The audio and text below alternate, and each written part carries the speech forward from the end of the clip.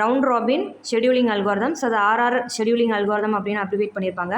So round robin scheduling algorithm அப்படின்றது எதுக்காக நம்ம வந்து யூஸ் பண்ணுறோம் அப்படின்னா, எங்கே யூஸ் பண்ணுவோம் அப்படின்னா டைம் ஷேரிங் சிஸ்டம், அதாவது பேரலாக வந்து ஒர்க் பண்ணுறதுக்காக சிஸ்டமில் ஒர்க் வந்து பண்ணுவோம். அதாவது மல்டி டாஸ்கிங் வந்து நம்ம பண்ணுவோம் இல்லையா. ஸோ அந்த மாதிரி வந்து மல்டி டாஸ்கிங் பர்பஸ்க்காக நம்ம ரவுண்ட் ராபின் ஷெடியூலிங் வந்து யூஸ் பண்ணுவோம். Okay, so it is used in multi processing R multi tasking. So இது வந்து எப்படி இருக்கும் அப்படின்னா, ஃபர்ஸ்ட் கம் ஃபர்ஸ்ட் சர்வ் வந்து நம்ம படித்தோம் இல்லையா. ஸோ அந்த மாதிரி வந்து அதுக்கு சிமிலராக இருக்கும். So it is similar to FCFS. பட்டு கூட வந்து நான் என்ன கொடுத்துருப்பாங்க ரவுண்ட் ராபினில் அப்படின்னு பார்த்தோன்னா, குவாண்டம் டைம் வந்து கொடுத்துருப்பாங்க. ஓகேவா, ஆர் டைம் குவாண்டம் அப்படின்னு சொல்லுவாங்க. Quantum time or time quantum வந்து கொடுத்துருவாங்க. ஸோ இது வந்து ஒரு ப்ரீஎம்டிவ் ஆர்ஆர் ஷெடியூலிங் தான். இதில் வந்து நான் ப்ரீஎம்டிவ் அந்த மாதிரிலாம் எதுவும் கிடையாது. So it is a preemptive RR scheduling. So it is best algorithm in case of average of response time. அதாவது ஆவரேஜ் ஆஃப் ரெஸ்பான்ஸ் டைம் வந்து நம்ம கேல்குலேட் பண்ணுறோம் இல்லையா, கடைசியாக வந்து RT வந்து கேல்குலேட் பண்ணுவோம்ல. ஸோ அந்த ரெஸ்பான்ஸ் டைமை நம்ம பார்க்குறோம் அப்படின்னா, in case of average of response time, so மற்ற அல்காரிதமை கம்பேர் பண்ணும்போது ரவுண்ட் ராபின் அல்காரிதம் வந்து பெஸ்ட் அல்காரிதம் அப்படின்னு வந்து சொல்கிறாங்க. ஸோ ஓகேவா, in case of average of response time. So இப்போ இந்த ரவுண்ட் ராபின் ஷெடியூலிங் அல்காரிதமும் ஒரு எக்ஸாம்பிளோட நம்ம வந்து பார்க்கலாம். ஓகேவா, ஸோ இது வந்து யூனிவர்சிட்டி எக்ஸாமில் உங்களுக்கு கொடுத்துருக்கிற கொஷின் தான். ஸோ இந்த கொஷினை எடுத்து நான் வந்து ரவுண்ட் ராபின் வந்து சால்வ் பண்ணுறேன். Okay, so process first time வந்து கொடுத்துட்டாங்க. இங்கே வந்து அரைவல் டைம் வந்து எதுவும் கொடுக்கல. ஸோ அரைவல் டைம் கொடுத்துருந்தாங்க அப்படின்னா அதுக்கேற்ற மாதிரி இப்போ ப்ரீவியஸாக நான் வந்து SJF வந்து உங்களுக்கு சொல்லிக் கொடுத்துருப்பேன். அதே மாதிரி FCFS வந்து சொல்லிக் கொடுத்துருப்பேன். ப்ரையாரிட்டி ஷெடியூலிங் சொல்லிக் கொடுத்துருப்பேன். அதிலலாம் வந்து அரைவல் டைமோட உங்களுக்கு வந்து நான் வந்து கொடுத்துருப்பேன். ஓகேவா, ஸோ அது படி கேட்டிருந்தாங்க அப்படின்னா அது எப்படி பர்ஃபார்ம் பண்ணணும் அப்படின்றத நீங்கள் அந்த வீடியோவில் பார்த்து தெரிஞ்சுக்கோங்க. பட் ரவுண்ட் ராபினில் வந்து இப்போதைக்கு வந்து ப்ராசஸ் அண்டு பர்ஸ்ட் டைம் மட்டும் கொடுத்துருக்காங்க.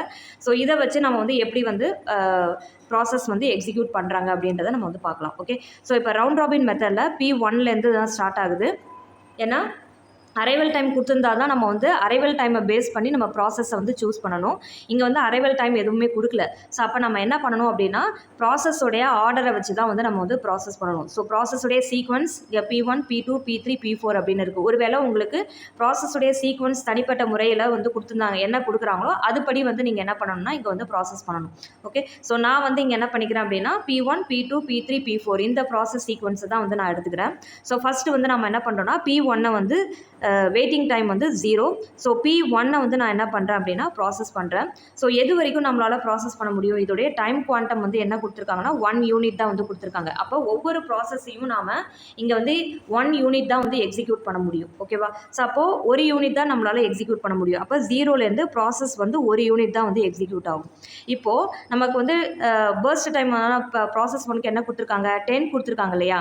ஸோ அப்போது இன்னும் நம்ம ரிமைனிங் ப்ராசஸ் ஒனுடைய பர்ஸ்ட் டைம் வந்து எவ்வளோ இருக்குது அப்படின்னு பார்த்தோன்னா 10 - 1 நமக்கு வந்து என்ன கிடைக்குது, இப்போது 9 வந்து கிடைக்குது.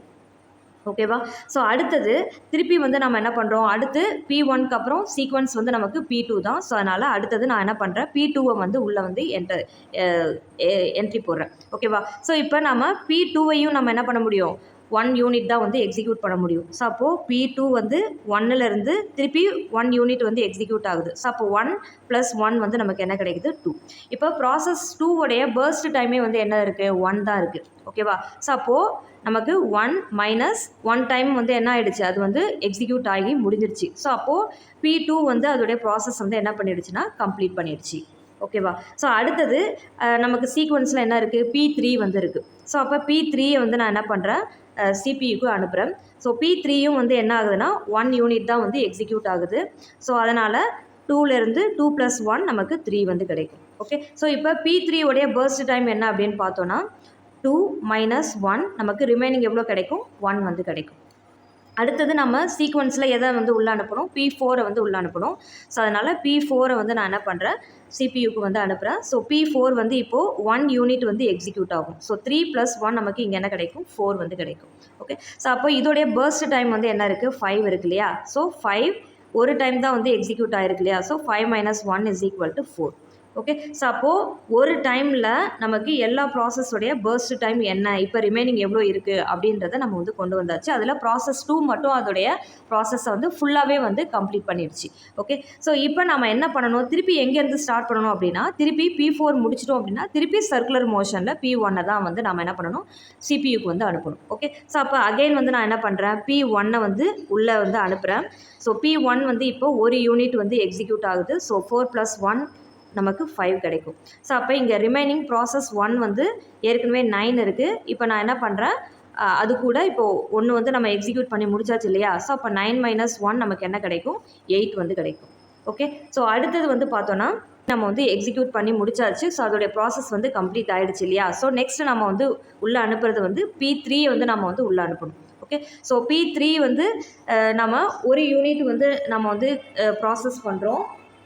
ஸோ ஒரு யூனிட் வந்து நம்ம ப்ராசஸ் பண்ணும்போது அதோடைய பர்ஸ்ட் டைம் ரிமைனிங் நமக்கு என்ன இருக்குது, 1 இருக்குது. ஸோ அப்போது இதுவும் வந்து ப்ராசஸ் 3 வந்து நமக்கு என்ன ஆகிடுச்சுன்னா கம்ப்ளீட் ஆகிடுச்சு. So 1 - 1 which is equal to 0. So P3யும் அதோடைய ப்ராசஸை கம்ப்ளீட் பண்ணி முடிச்சிச்சு. ஸோ அடுத்தது நமக்கு சீக்வன்ஸில் P4 இருக்குது. ஸோ P4 வந்து சிபியூக்கு நான் அனுப்புகிறேன். ஸோ அதுவும் வந்து ஒரு டைம் தான் வந்து எக்ஸிக்யூட் ஆகுது, 1 யூனிட் தான் எக்ஸிக்யூட் ஆகுது. So 6 + 1 is 7. ஸோ அப்போ இங்கே நமக்கு P4ல் ரிமைனிங் பர்ஸ்ட் டைம் எவ்வளோ இருக்கும், ஏற்கனவே 4 இருக்குது. இப்போ 4 - 1 which is equal to 3. Okay. So இதில் P2வும் P3யும் அந்த ப்ராசஸை கம்ப்ளீட் பண்ணிடுச்சு. அப்போ ரிமைனிங் இருக்கிறது P1ம் P4ம் தான். அப்போ நம்ம என்ன பண்ணணும், P4 தான் கடைசியாக வந்து நம்ம ப்ராசஸ் பண்ணோம். அப்போ திருப்பி சர்க்குலர் மோஷனில் P1க்கே வந்து போகணும். ஸோ நெக்ஸ்ட் அப்போ நம்ம P1 எடுத்துக்கிறோம். ஸோ P1 திருப்பி வந்து என்ன பண்ணுது, 1 யூனிட் வந்து எக்ஸிக்யூட் ஆகுது. So 7 + 1 is 8. ஓகே. இப்போ நமக்கு 8 - 1 இங்கே ரிமைனிங் நமக்கு என்ன இருக்கும், 7 வந்து இருக்கும். அடுத்தது வந்து பார்த்தோன்னா திருப்பி வந்து நம்ம என்ன பண்ணுறோம், P1க்கு அப்புறம் P4 வந்து எக்ஸிக்யூட் பண்ணுறோம். ஸோ P4 வந்து நமக்கு 1 யூனிட் வந்து எக்ஸிக்யூட் ஆகும். So 8 + 1 is 9. ஓகே. ஸோ அப்போ P4 வந்து இப்போ ஏற்கனவே 3 இருந்தது அதோடைய பர்ஸ்ட் டைம். இப்போ அதில் நம்ம 1 வந்து எக்ஸிக்யூட் பண்ணியாச்சு. So 3 - 1 which is equal to 2. Okay. So அடுத்தது திருப்பி வந்து என்ன பண்ணணும், P1 தான் நம்ம எக்ஸிக்யூட் பண்ணணும். So P1, so 9 + 1 which is equal to 10. ஓகேவா.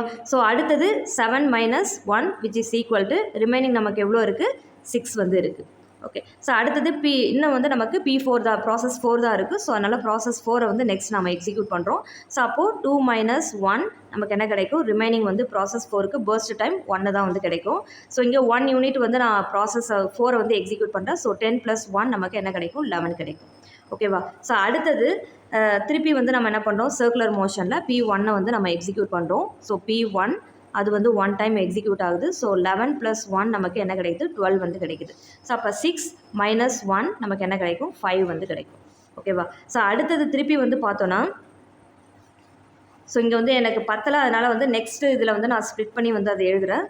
ஸோ நமக்கு எந்த டைமில், 12 டைமில் நம்ம திருப்பி வந்து என்ன பண்ணுறோம், P4 வந்து எக்ஸிக்யூட் ஆகும். P1 கடைசியாக நம்ம முடித்தோம் இல்லையா. ஸோ இப்போ அடுத்தது நமக்கு P4 இருக்குது. ஸோ P4 நான் என்ன பண்ணுறேன், 1 யூனிட் வந்து எக்ஸிக்யூட் பண்ணுறேன். ஸோ 12 + 1 நமக்கு என்ன கிடைக்குது, 13 கிடைக்குது. ஸோ அப்போ இங்கே வந்து 1 - 1 which is equal to 0. அப்போ ப்ராசஸ் 4ம் வந்து என்ன ஆகிடுச்சுன்னா கம்ப்ளீட் ஆகிடுச்சு. ஓகேவா. ஸோ ரிமைனிங் நமக்கு இருக்கிறது P1 மட்டும்தான். ஸோ அப்போ அந்த P1 வந்து என்ன பண்ணும், 1 யூனிட்டாக வந்து அதோடைய பர்ஸ்ட் டைம் 0 ஆகிற வரைக்கும் எக்ஸிக்யூட் ஆகிட்டே இருக்கும். ஓகேவா. ஸோ இப்போது 13லேருந்து திருப்பி ப்ராசஸ் 1 வந்து 1 யூனிட் வந்து கண்டினியூ பண்ணுது. ஸோ 14. ஸோ திருப்பி வந்து P1 மட்டும்தான் இருக்குது. ஸோ அதனால் திருப்பி அது வந்து என்ன பண்ணுதுன்னா திருப்பி வந்து எக்ஸிக்யூட் ஆகுது. ஸோ அதோடைய டைம் வந்து பார்த்தோன்னா 1 யூனிட் எக்ஸிக்யூட் பண்ணுது. ஸோ 15. ஸோ இங்கே வந்து 5 - 1 which is equal to 4.